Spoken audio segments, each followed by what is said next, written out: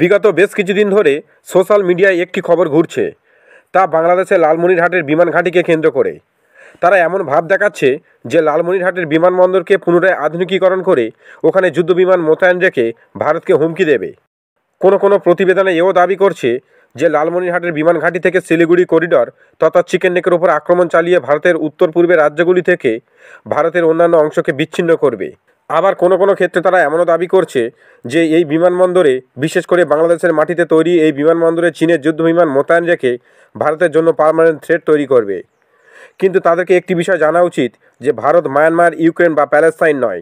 একদিকে যেখানে দক্ষিণ এশিয়ার অধিকাংশ দেশগুলি একের পর এক অশান্ত হচ্ছে, কখনো রাজনৈতিক, কখনো অর্থনৈতিক, আবার কখনো বা কূটনৈতিক ক্ষেত্রে, সেখানে ভারত কন্টিনিউ মজবুত হচ্ছে।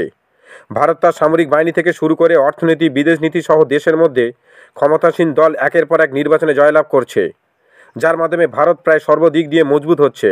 অন্যদিকে ভারতের প্রায় সমস্ত প্রতিবেশী, বিশেষ করে পাকিস্তান, শ্রীলঙ্কা, মালদ্বীপ, মায়ানমার তথা বাংলাদেশ নানান কারণে অশান্ত হচ্ছে। কোনো দেশ অর্থনৈতিক ক্ষেত্রে, কোনো দেশ বিদেশি ঋণের জালে জড়িয়ে, আবারও কোনো দেশ রাজনৈতিক ক্ষেত্রে অস্থিতিশীল হয়ে রয়েছে।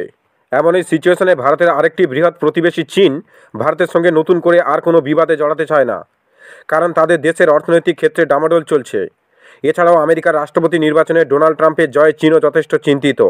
তাই চীন রাশিয়া মিলে পশ্চিমাদের বিরুদ্ধে একটি নতুন জোট বানানোর চেষ্টা করছে। তাতে ভারতের অংশগ্রহণ খুবই জরুরি। তাই চাইলেও চীন অত সহজে ভারতের বিরুদ্ধে যেতে পারবে না। এতে স্বাভাবিকভাবে বাংলাদেশ ভারতের বিরুদ্ধে কোনো চক্রান্ত করলে তাতে খুব বেশি দেশের সাহায্য পাবে না। উল্টো দিকে ভারত তার কোনো সামরিক বাহিনীর ব্যবহার না করেও শুধুমাত্র ডিপ্লোম্যাটিক শক্তির প্রয়োগ করে বাংলাদেশের যে কোনো বদ মতলব ভেস্তে দিতে পারে।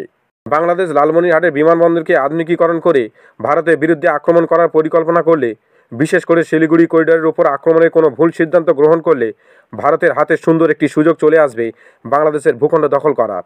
বাংলাদেশ লালমনিরহাটের বিমানবন্দরকে আধুনিকীকরণ করে ওখান থেকে ভারতের শিলিগুড়ি করিডরে কোনো আক্রমণ চালালে ভারত তার অস্ত্রাগারে মজুদ পুরানো অস্ত্রগুলির মধ্যে থেকে দু একটি অস্ত্র টেস্টিং পারপাসে ইউজ করে লালমনিরহাটের বিমানবন্দরকে বাংলাদেশের মানচিত্র থেকে গায়েব করতে পারে। বাংলাদেশ ভারতের সঙ্গে কোনো যুদ্ধের পরিকল্পনা করলে ভারত সরাসরি যুদ্ধে যাওয়ার পূর্বে ভারত থেকে প্রবাহিত হয়ে বাংলাদেশে প্রবেশ করা নদীগুলিতে বাঁধ নির্মাণ করে বাংলাদেশের সঙ্গে বন্যা খেলতে পারে।